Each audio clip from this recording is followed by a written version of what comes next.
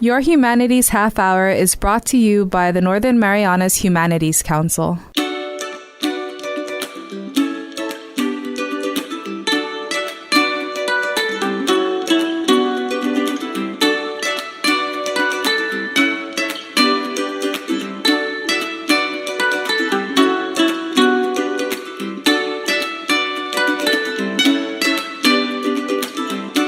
Hapades and Tiro. Welcome to your Humanities Half-hour. I'm Catherine Perry, and it's my pleasure to have in studio today the 2019 CNMI Teacher of the Year, Roselle Carreon. Roselle, welcome to the show. Hi, Catherine. And thanks for taking time from your Christmas break to chat with us. And I wanted to ask, how did it feel when your name was called in front of all the other candidates at the ceremony to name the Teacher of the Year? I felt humbled and honored. I felt happy because of all the years of hard work and love that I'd put in. The sleepless nights of planning lesson plans, grading papers, figuring out or coming up with different strategies to reach my students' different learning styles. And just that day, my name being called was just amazing, very humbling again. Now, you actually come from a family of educators. Yes. That's true. My mom was a former teacher, was also the former principal for Coblerville Elementary School. Prior to that, she was a 1995 Teacher of the Year. My mom is Brigida de Longarao Ichihara, and my father is Juan Aldon Ichihara, and he too was a former teacher and also former vice principal for William S. Regis Elementary School. My sister's also an educator. Wow. My brother, yes, she's actually right now in Guam. My brother also pursued his degree in education as well. And my aunts are also educators and uncles, yes. I've interviewed actually last year's Teacher of the Year, Mr. G, and the year before that, Dora Miura. And you and I have actually spent almost an hour, I think, talking just about everything that you do and everything that's going on in the classroom nowadays. And I wanted to give you the opportunity, because you said you had taken time to prepare, I guess, responses when you were nominated as Teacher of the Year, and you feel so passionately about the thoughts that you put together. I wanted to give you the opportunity to read from what it is you had prepared. What are your thoughts on being a teacher in the Marianas? Yes, thank you so much. Yes, I actually really wanted to share some parts of my write-up with the entire community. What is it really like in Mrs. Carreon's class? And so I just wanted to share with everyone what it is. So before I begin the execution of daily academic lessons, I first share my expectations with my students in order to create a classroom culture of acceptance and unity. They are: 1, come to school on time every day and ready to learn. 2, turn in assignments on time. 3, follow class rules and procedures. 4, apply life skills. And most importantly, 5, love. These expectations are then carried out and built upon throughout the entire school year. These expectations lay the framework of what are required of my students when they become adults. They need to: 1, go to work and ready on time. Go to work ready and on time every day. 2, finish their work. 3, follow the rules and procedures of their work environment. 4, apply life skills. And 5, love who they are and what they do, sharing their talents and abilities with the world, giving back, being productive, and consistently becoming better versions of themselves. I wholeheartedly believe that I cannot teach any curriculum if my students do not grasp my expectations. This is a huge part of my classroom management, and so their daily actions or behaviors, appropriate or inappropriate, become topics for our daily discussions during our housekeeping in our morning routine. The teachable moments, the real connections. I train my students to work hard, and so I share and talk about the infamous fable, the tortoise and the hare. Hard work and perseverance and believing in your abilities will outdo talent any day. My students are taught not to remain complacent, but to challenge themselves beyond, to be even greater. It is not about being smart. It is about choosing to make the right decisions and setting goals for themselves. The topic then leads into the routines of being diligent, motivated, and persevering in carrying out daily, weekly, and year-round goals or routines that my students and I set in the classroom. Goals routines include completing tasks, reading goals, teamwork, the application of life skills, and love. My students are taught to think critically, to have the ability to justify, defend their thinking or reasoning, and to refer back to evidences or provide evidences. They are taught to be efficient. They are also taught to self-reflect, to reflect on themselves, their academic and social performances, and to reflect also on their peers, their classmates' performances in collaborative group work. In addition, because I'm data-driven, I teach my students to be data-driven as well. Being data-driven allows students to be accountable for their learning.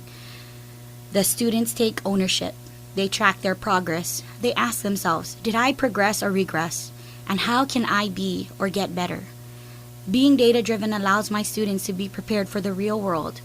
Teaching this skill allows them to continue in the search of becoming even more productive in their academic performance.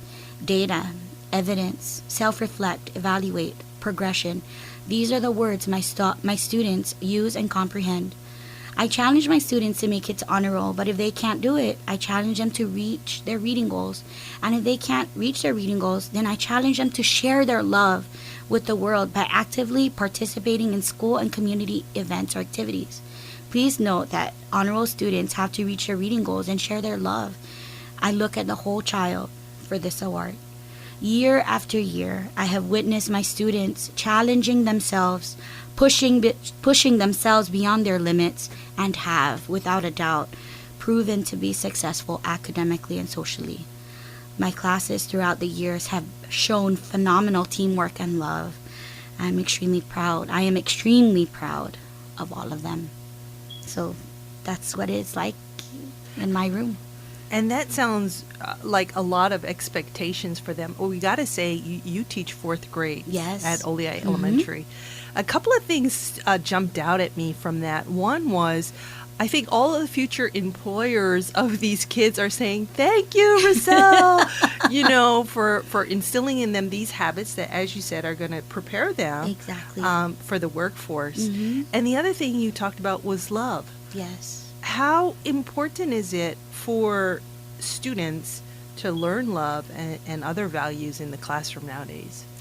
I as I shared earlier, I think I've been attending I had attended the Education Summit and some professional development prior to the storm and throughout my years in teaching. And one of the things about love is it's this return to character education. There are numerous and countless issues out there today in the teaching world, and for me, it would really be about teachers going back into character education.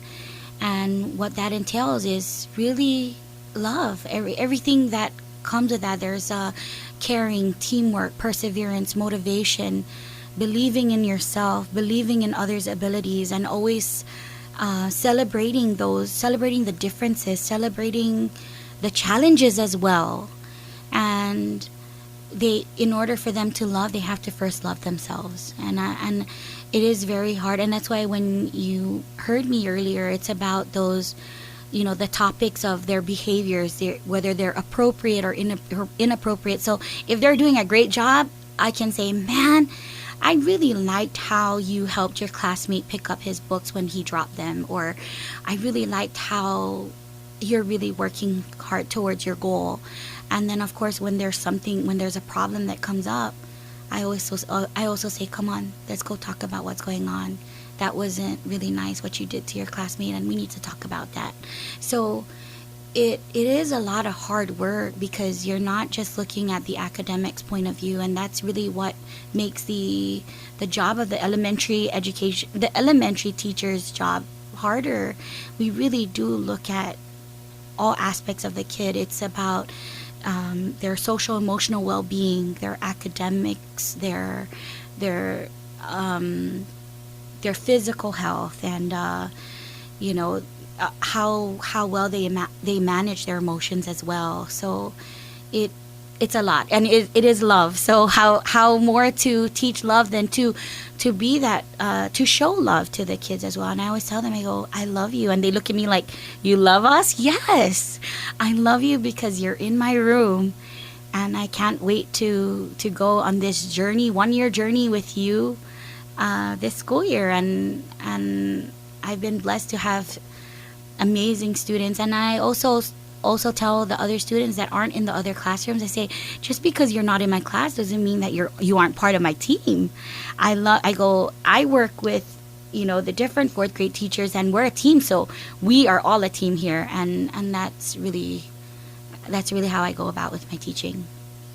So you're looking at their emotional well-being, their education, you have your own goals that you need to attain as a teacher. And like you said, it's a lot of hard work. Yes. What motivated you to take on this profession, and maybe more importantly, to keep at it and to put in all of the hard work that was necessary for you to become Teacher of the Year? Wow, that's a great question. What made me become a teacher? As I've shared before, coming from a family of educators, I don't know, it was just something like, what do you want to be? When I was a young girl, I was like, I want to be a teacher. Why? It's like, and through the years I had learned, like, I remember being in elementary school back at Coblerville, and there used to be this program where we take care of the kids in the special education room. They'd have physical disabilities, and we come and help them. There were also numerous opportunities to go out and tutor classmates, and then again, growing up, going through Teacher Academy at Marianas High School, and then of course into my student teaching at NMC. I just to see those aha moments, those their faces, those eyes when they're lit up. When they get that skill, when they've mastered, or they finally made that connection, like, I learned something, like that really is the motivating force that actually put me where I am today. And I'm not going to lie, it is a very challenging profession, but again, as I shared before, very, very rewarding. And there's nothing. I see my kids, I've taught kindergarten for about 6 years. I taught third grade for 1 year, and I've been teaching fourth grade for about 7 years. And my umbrella of teaching also expands to a church. I was also a confirmation catechist at San Vicente Parish, and I've worked with my high school students, and they're amazing. And honestly, just seeing their faces, everyone. And I can't express this anymore because I've seen it. I'm their witness that each and every one of my students, be it former or current, they have made strides, great progression, I see that change in them, and it's just beautiful to see. And to be a part of that, I think that's where that teaching comes from. Like, that's what drives me to continue further. Yes. We're chatting with the 2019 Teacher of the Year, Roselle Carreon. We'll be back after this break. Did you know that you can donate up to $5,000 to the Humanities Council through the CNMI Education Tax Credit Program? Donations from individuals and corporations qualify and can be used to offset your local wage and salary tax, BGRT, and earnings tax. Call our office at 235-4785 to see how you can support humanities programs in our community and obtain a tax credit for your donation. Sizuus Maasi, Olomai, and thank you. Welcome back to your Humanities Half-hour. My understanding is that as Teacher of the Year, you're kind of like a spokesperson for teachers and maybe students. That seems like a really intense responsibility, but what is your message? What is it you hope to convey in the year ahead? Yes. As an educator, I believe that education is an ongoing process in life. I believe that all individuals, the young and the elderly, can learn. And it is through this process of learning that we all develop our sense of intellect, wisdom, values, and meaning to life itself. It is my responsibility as an educator and a role model to my students to provide them with the necessary knowledge, understanding, and skills appropriate to their age level. Classroom experiences should be meaningful. I also believe that educators must ensure that the education system standards or goals or objectives are being met by all students. To ensure this, effective teachers must first be aware of each student's needs, strengths, and weaknesses. Secondly, they must be able to plan, incorporate, and facilitate appropriate methods, strategies, and techniques for each of them. And lastly, effective teachers must continuously and consistently assess the students to determine whether or not each student's needs are being met. Educators should have high expectations for their students, always believing in their abilities to learn. If we set low expectations, then we are allowing our students to fail. My strong belief is character is just as important as academics. Educators must nurture each student's growth, academically, socially, physically, and mentally. We must guide and foster each child, the whole child. In addition, an educator should have good classroom management skills in which both the students and the teacher know what to do and what is expected from each of them. And so I encourage you, my team of educators, to possess these skills and qualities. And if you feel you already possess them, then continue to reach for more. Do not allow yourself to be complacent. We would not allow our students to be complacent either. When new initiatives or challenges are presented to us, have the growth mindset that you can achieve them. Offer solutions, not the I can'ts or it won't work. To our community members out there, teaching is not the easiest profession of professions. To be a part of the teaching profession requires one to give his or her time unselfishly for the many tasks and challenges ahead. It requires one to be committed and dedicated. Most importantly, to teach requires heart, requires love. Teachers are the people that are able to mold and shape our young leaders into responsible, respectful, sensible, healthy, and good, honest people. Teachers should never forget that they possess the power to improve life as we know it today. It is the continuous belief that all individuals can learn and allowing each individual to reach his or her fullest potential that continue to drive teachers' commitment. We teachers are the hope for a better tomorrow, for a brighter tomorrow. But we can't do it alone. Let us continue to work with one another by providing support and in seeking and sharing resources, strategies, and techniques to improve teaching and learning. And so I say time and time again, we must consistently discuss, demonstrate, and model positive behaviors and good manners. We must offer students opportunities to learn these behaviors. We must teach and discuss conflict resolution strategies. We must teach them not to place blame, but to find solutions. We must also teach our students, our children, to love each other. We are equals, and we must strive together and working together. It is then that we can succeed as a community. We must all work together so that everyone succeeds. We all must impart life skills and, most importantly, love. Let us continuously develop ourselves in becoming more productive members of our world by allowing ourselves to see the positive attributes and fullest potentials in all of us. Let us see the good in each other. We must love ourselves, love the other, and love our world. I love the fact that you mentioned about how it's not just the teachers that are teaching the children, that there's a responsibility of the family and the community. Mm-hmm. What more do you think, or what are some of the suggestions you may have for families in general, for the community at large, for the government, in ways that we can support teachers in the incredible job that they have before them? Well, actually, right now, there has been a great outpouring of support from many community members, especially after the storm. I mean, and even before that, the great events and activities that are out there in which our students can participate in, be it those runs or the walks for a cause.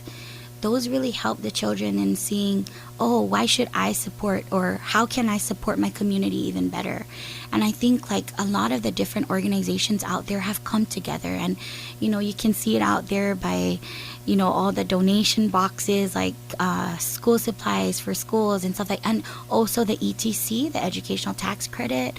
Everybody has been, many of the community members have been coming around and supporting and giving that to the schools, the different schools, and it's just amazing. And we need that continuous support, and we thank you. The CNMI public school system thanks you, and we're so grateful. The public school system here in the CNMI has been amazing. We have been a great system for the past, my goodness, 30 years. Since I was a little girl, I knew that I was part of something great. And to be a teacher now, to be an educator, is just amazing. So I thank everyone out there. My goodness, my colleagues, the staff of every public school system, every public school, and of course, even the private sector. Let's continue to work together. What are some of the particular challenges or more common challenges that students are facing in the schools in being able to learn, basically, and being able to succeed in the classroom? What are some of the things that we should be sensitive to or think about, be aware of, that you see on a daily basis? Is it lack of technology? Is it home life? Is it basic necessities in life? Is it what are some of the more common challenges you're seeing? Oh man, that is a great question. As I shared earlier, there are many issues, and for me, if I had to think at the top of my head, as I shared earlier, it's about knowing the needs of each kid. Right. So it's basically knowing what are those basic needs of these kids. Do they have food? Do they have water? How's the family life? Where are they coming from? And being sensitive to that and having that empathy to try, because each kid is different. So you have to be empathetic to each individual student's background. And so that's where the teacher has to come in, and also the administration and the entire school.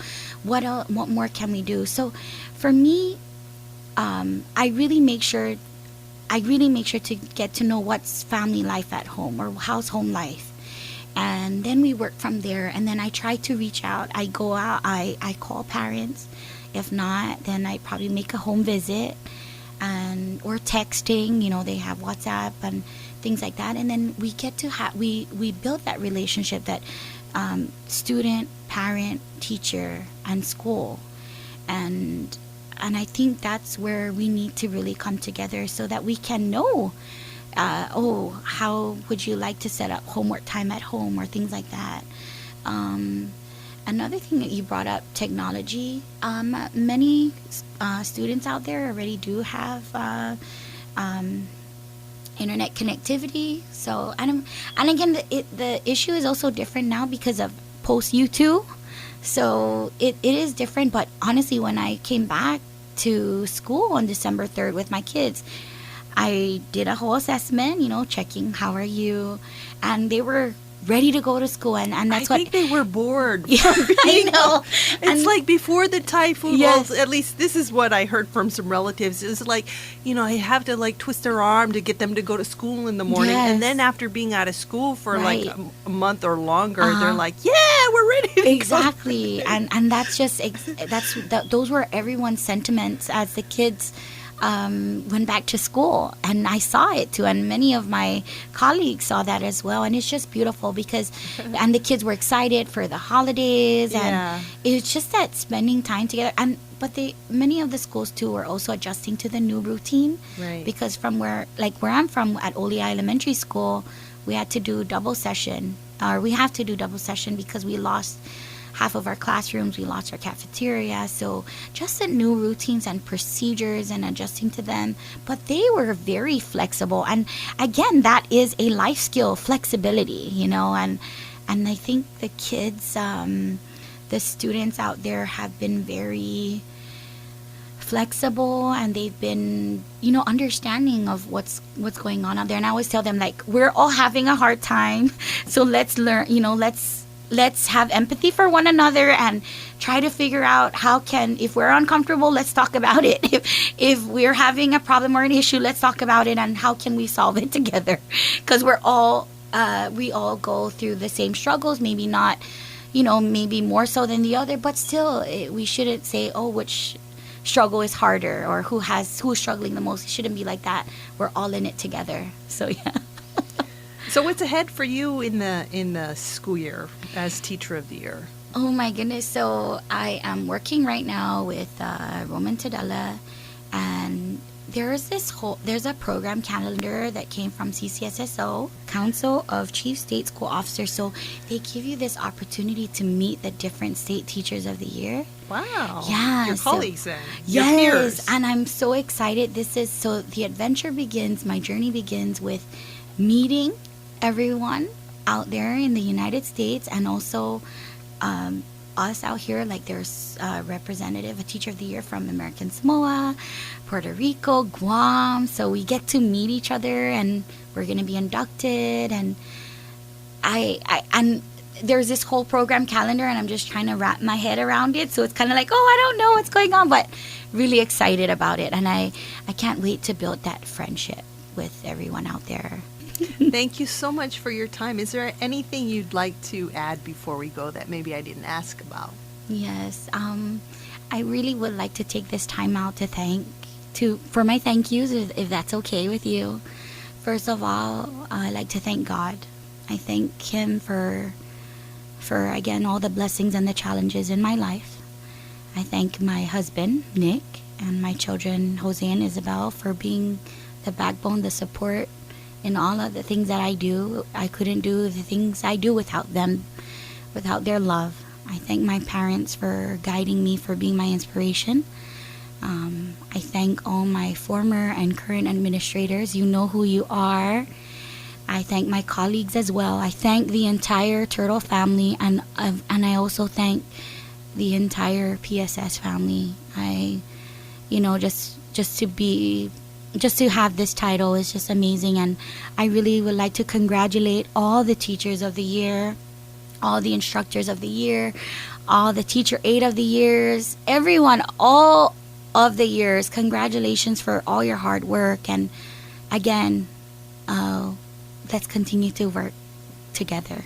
Thank you so much, Roselle. And thank you, Catherine, too, for having me here. Thank you. I really enjoyed our chat today. Our guest has been Roselle Carreon. She is the 2019 CNMI Teacher of the Year. We'd love to hear from our listeners. I'd love to hear your thoughts about our chat today. Who was your favorite teacher and why? Or do you have a word of encouragement for the teachers here in the Marianas? Please contact us. You can send a message to info@nmhcouncil.org. That's info@nmhcouncil.org. Or it's easier if you're on Facebook, Instagram, or Twitter. We are 670 Humanities. This has been your Humanities Half Hour. I'm Catherine Perry.